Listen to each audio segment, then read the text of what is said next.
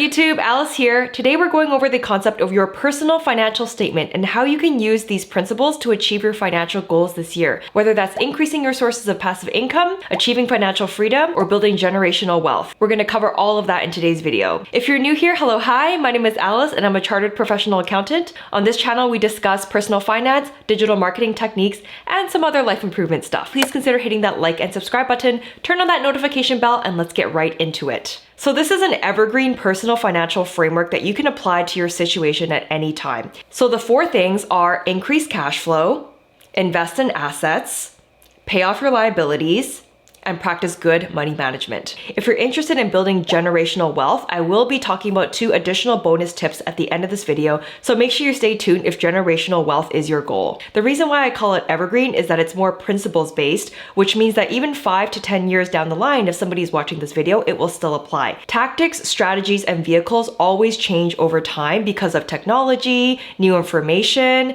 policy, markets, and other macroeconomic factors. So quick story, I have a mentor who's the CFO of a public company. And a couple years ago, she tells me, Alice, if you want to fast track your career to CFO and get there as quickly as possible, then what you need to do is you need to focus on top line contribution. You have to demonstrate a very proficient understanding of every revenue line item and all of the people and processes that contribute to the line item. And then everything that you can speak to that's below the top line is just an expectation. So why am I telling you this story? Well, I think it's the same concepts that can be applied to personal finance as well. If you want to take ownership of your own financial situation, then you should always be thinking about those 4 things that I just mentioned, which is number 1, increasing cash flow, aka how to make more money. Number 2, investing in assets, aka being a good investor and making good, sound investment decisions. Number 3, paying off debts, understanding the difference between good debt and bad debt. And number 4, being good at managing money. Okay, so let's jump into my computer to illustrate. So when it comes to thinking about financial statements, most people think of it in the application of business because businesses have financial statements.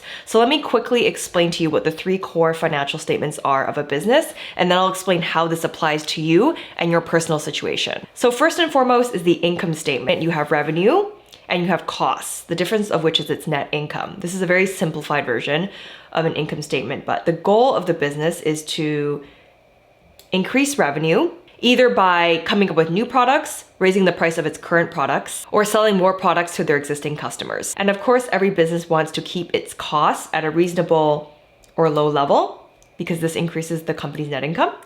And then they will use this cash flow to invest in assets, whether it's inventory, equipment, machinery, or just regular investments like GICs, stocks, bonds. They will then pay off their liabilities, so any money that they owe to other people, vendors, payroll, bank loans. And through this process of increasing their cash flow and their assets and decreasing their debts, they increase the company's worth. And throughout these cycles, they want to make sure that they're really good at managing their day-to-day cash flow.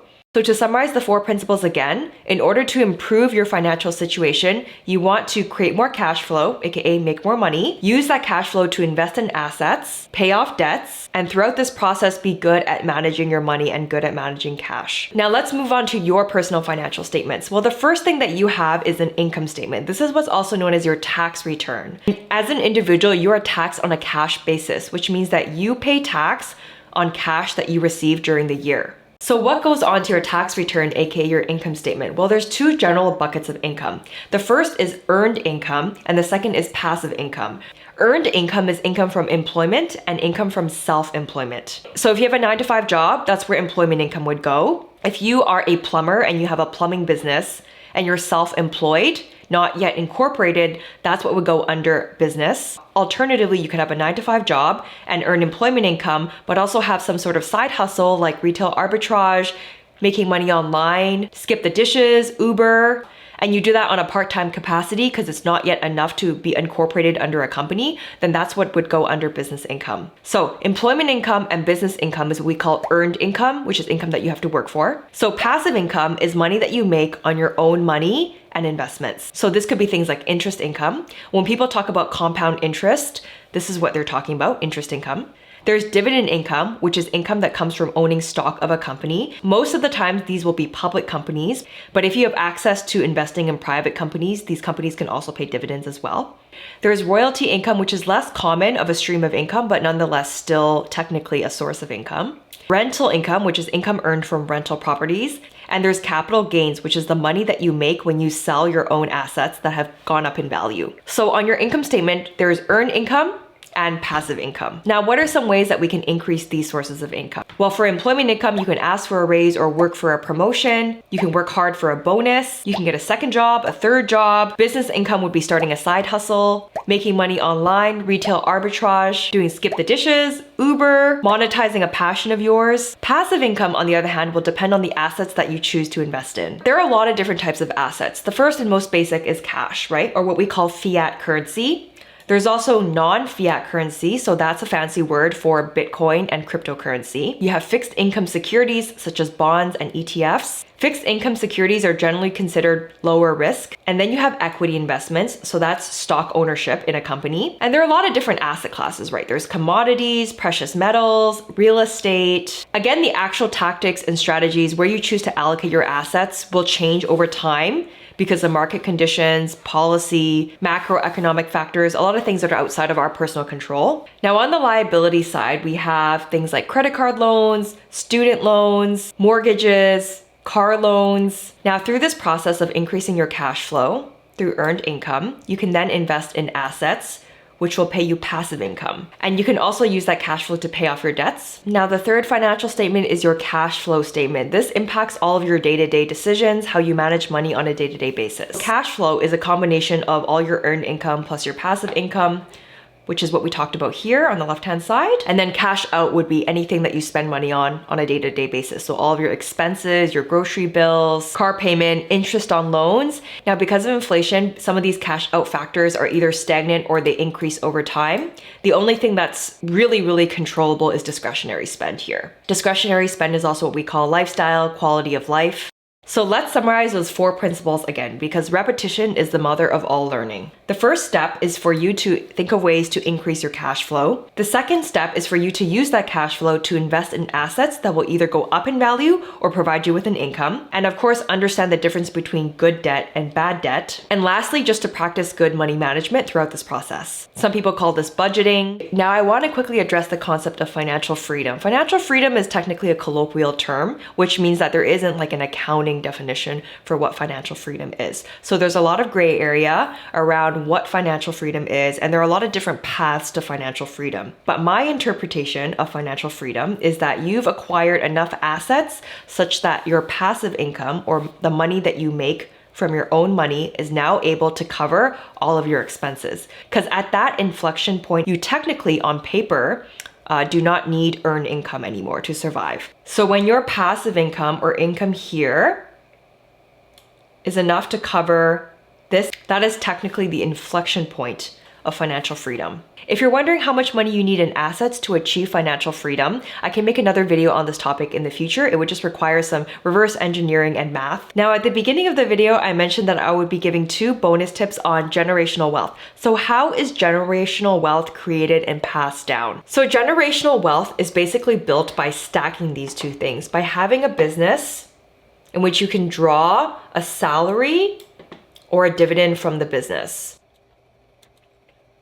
And the reason why this is so powerful and creates generational wealth is because this technically has a much higher ceiling. And we're gonna Alex Hormozi style this. So we're gonna say, 10x. He would probably say 100x, but just keep that at 10x. And also when you own a business or own a piece of a business, that actually goes down into equity investments. So your personal wealth increases to the extent the value of your business also increases. Now, where it gets complicated is when people have holding companies and they use the holding company to own other businesses. And then the second point, also very important, is leverage. So in his book, The Almanac of Naval Ravikant, he talks about the concept of leverage and how leverage is essential to building wealth. People who build wealth, generational wealth, either own a product, equity in a business, or some form of intellectual property. Now, for leverage, there are 4 key components. The first form of leverage is labor, which means that you hire other people to work for you. So if you are a plumber and you have a plumbing business, by hiring more plumbers to work for you, you will be able to get leverage. The second is capital.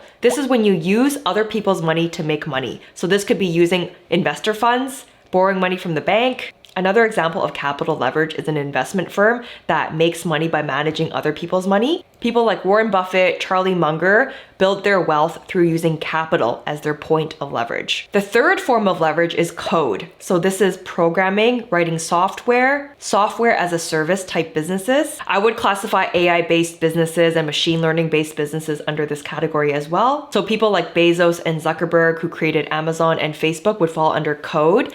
And according to Naval, this is where all of the next generation's wealth is going to be built through code. The last form of leverage is media. This is things like books, movies, and long form content such as podcasts and YouTube. So people like Arnold Schwarzenegger doing movies and books, Joe Rogan making between $50 to $100 million a year off of his podcast, Mr. Beast making money off of YouTube. The benefit of code and media is that it allows us to produce products with no marginal cost of replication, meaning that the ability to scale is significantly higher than labor and capital. Basically, with code and media, you can multiply your efforts without needing additional money or additional people, which is labor and capital. So with code and media, the interesting thing is that these are permissionless forms of leverage, meaning that you don't need to build a huge reputation for yourself in order to participate. Scaling a company with labor tends to be very messy because it requires a lot of leadership skills, hiring, managing. Scaling a company with capital requires a lot of reputation. So people have to trust you in order to give you their money so that you can use it to make money. Now, of course, we cannot improve and pursue every single thing that I mentioned today at the same time, usually just one at a time. It does require a lot of hard work, skill, knowledge, and discipline to be able to make improvements to your financial situation. For example, maybe you choose this year to work on your employment income and you want to get a raise at work or get a promotion to increase your employment income, then you would have to put quite a bit of time and effort into just that. If you are looking to improve your self-employment income or business income, starting a side hustle, that would also require a lot of your time and focus as well. If you are actively looking to increase your sources of passive income, then that would require you to do a lot of reading and research on investing, understanding how to be a good investor. This is just foundational knowledge to give you an understanding of all the different options and strategies and tactics out there. And of course, it requires a lot of consistency, effort, skill, and discipline. Maybe some luck and serendipity as well. But hey, they say that the harder you work, the luckier that you get. The point is that you don't have to necessarily be an expert at all of these things or try to pursue all of these things at once. Most people that build generational wealth are usually just really good at one or two things. So you need not be an expert at every single one of these things. Sometimes having shiny object syndrome can hurt you as well. You might be doing really well and be super bullish on one thing, and then, you see someone else doing another thing and you get shiny object syndrome. That can also happen too. If you like this video today, I think you'll like another video of mine in my personal finance series, which is whether you should buy, lease, or finance a car. Purchasing a car is a huge financial decision, and you should really consider all of the factors that could come into play before buying a car. So make sure you check out that video if you're interested in learning more.